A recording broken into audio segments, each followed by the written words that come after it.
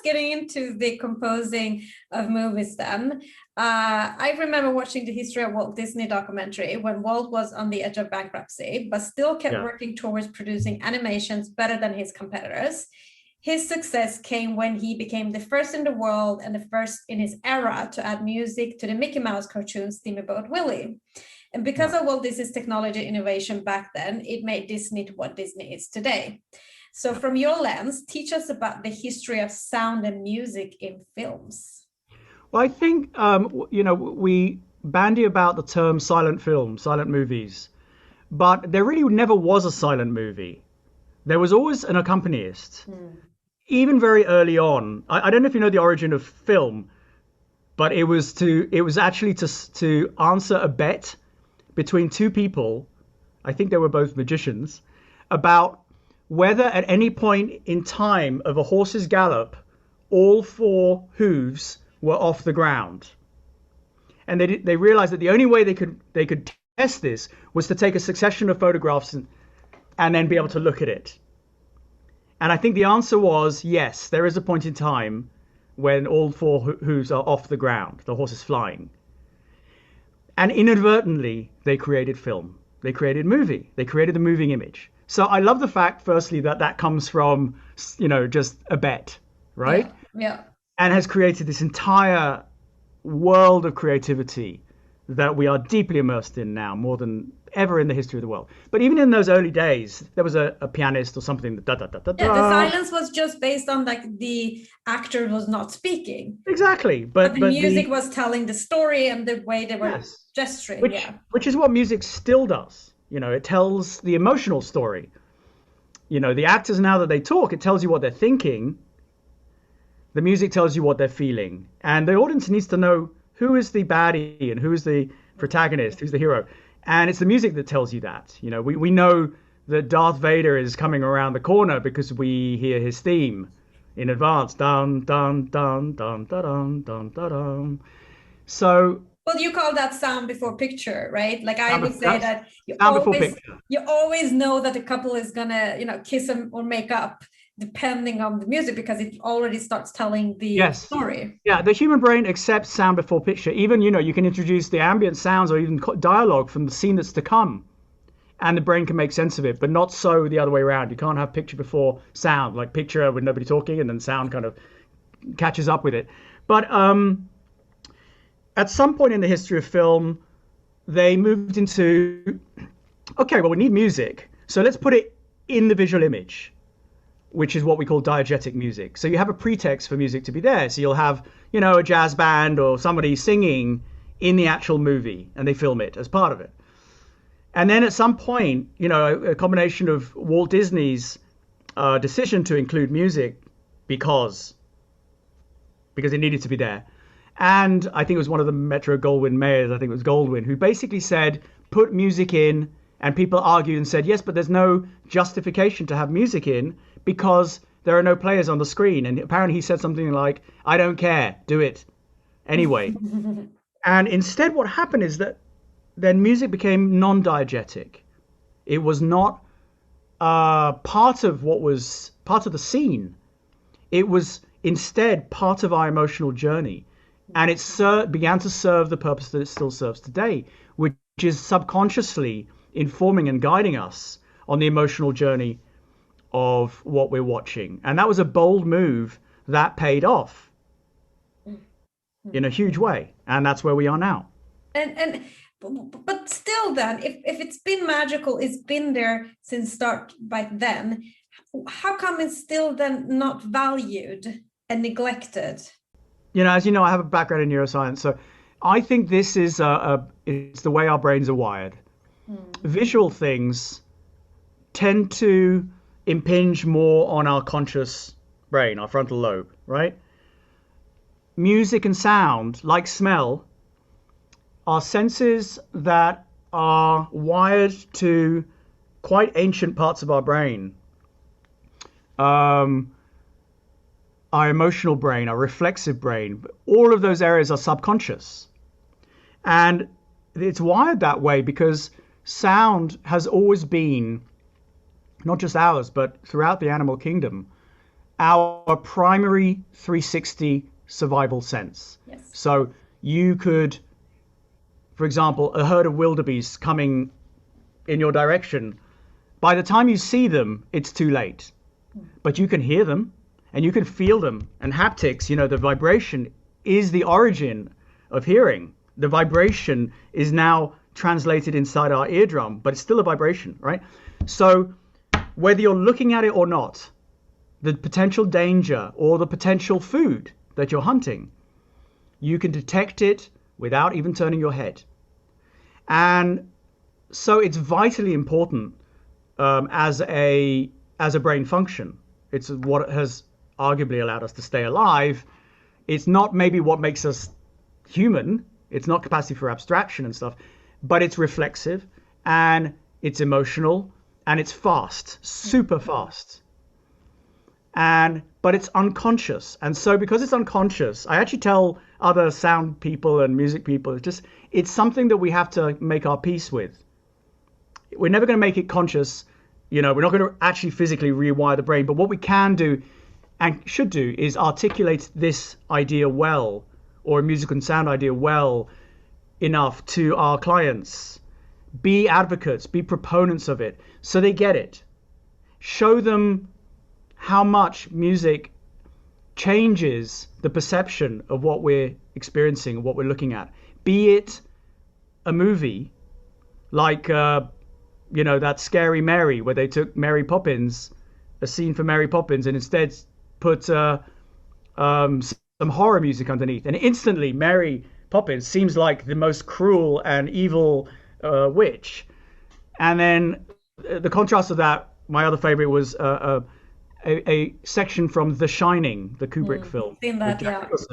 Which they just called Shining. And they have this lovely family music underneath. And it seems like a happy family going on a vacation. And all of that is contained in the music. So by articulating that kind of importance and being a representative for the power of music and explaining, okay, we understand it's subconscious. So it's not front of mind, so you're not budgeting for it and you're not giving enough time for it and you're not giving its place on the pedestal that it should be alongside visuals. But as directors grow themselves and evolve as directors, most of them start to understand very quickly the importance of music. I've done films with first-time directors where, I think it was Francis Ford Coppola once said that the director is the last true role of tyranny in the world. You're able to be a total tyrant, total control over everything that happens in the making of your film and the editing of your film, and then they hand it to the composer and they realize, oh shit, I don't have control over this. The music that's going to underscore this can take the perception of my film and the characters in it from here to here or anywhere in between.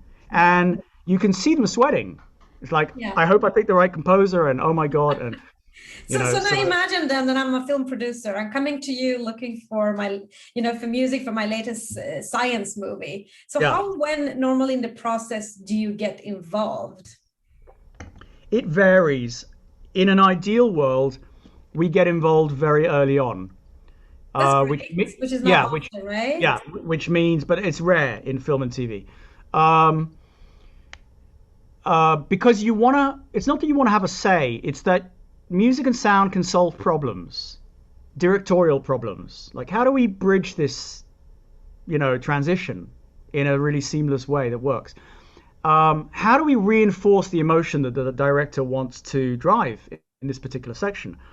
So if we're able to come in even at the point of the script, before even pre-production, that is sometimes wonderful. I mean, one film I worked on, once I read the script, I started writing melodies and came up with some ideas, and I kept them. It took 10 years before the film was actually made. Wow. In order to raise the money and, the good actors to do it. And this was Manhattan Night with Adrian Brody and Yvonne Strahovski. But in that time, I'd had the luxury of working with these melodic ideas. And so by the time they were about to start editing the film, I'd already written and delivered a whole bunch of what I thought were scratch tracks, drafts, straight over to the director and the editor, and they were already using them in the film, in the rough cuts of the film, as opposed to and so it was perfect. It was great. I mean, we were 50% along with music while the edit was happening. I was tracking them, and that accelerated the process. It meant it was just so, we got away from having to use temp tracks, which is the other end of the spectrum, where a director has almost no contact with a composer throughout the entire filmmaking process, and then they score it with temporary tracks that they take from different movies and stuff like that they become really attached to, something that we call temp love, and then it comes over to the composer late in the day, because they always finish the edit later and later because they keep making another revision, but the deadline stays the same. So they're buying into your time, they're buying into your budget, and they're insanely attached often to the music that is there, and they just say, I want something like that. And I have these kind of peculiar conversations at that point, usually, that go something like this. So I ask the director, so your script, is that an original script? I mean, did you write it or did you copy it? And they go, no, it's original. I wrote it from scratch, absolutely. So I say, okay, so why would you want me to copy someone else's music rather than have an original custom score written for your original script? And usually then I can get them thinking about it and go, oh, okay, I see your point. Okay, so give me a little bit of room. Give me a little bit of flexibility to do what I want to do. And so there's a lot of push and pull.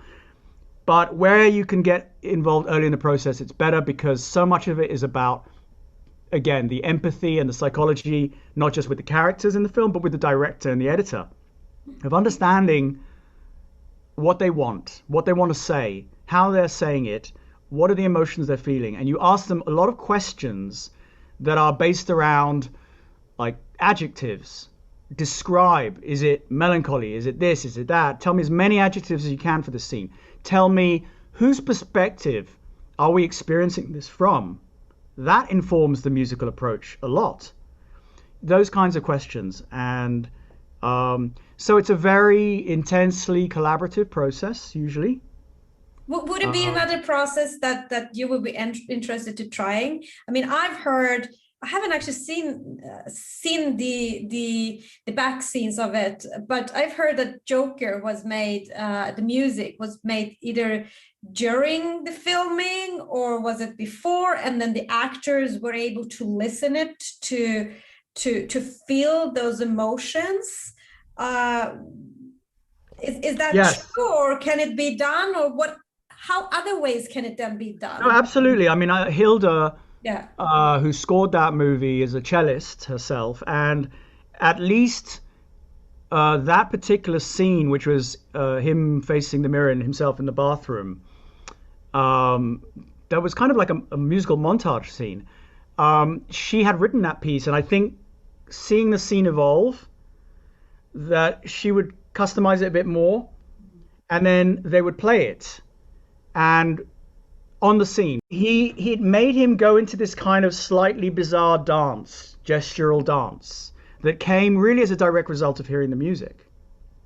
So it absolutely can work that way. And there are situations where, if you have that luxury of and time to write the music up front, then often they will play it on a scene, particularly when there's no dialogue. And the actors can feel their way into that accordingly and maybe act better. Now, Avatar was a film that took four years to make, and James Horner had 4 years to write the music. And that is a marvelous thing, if you think about it. The level of care and attention that you can bring to something when you have 4 years to work on it. And in the constant backwards and forwards, between director and animators and graphics and composer, and everything kind of comes together. Well, the music is like the script. It tells the story. So instead of saying, here, you should cry, play the music to get them into that, state of mind and state of emotion.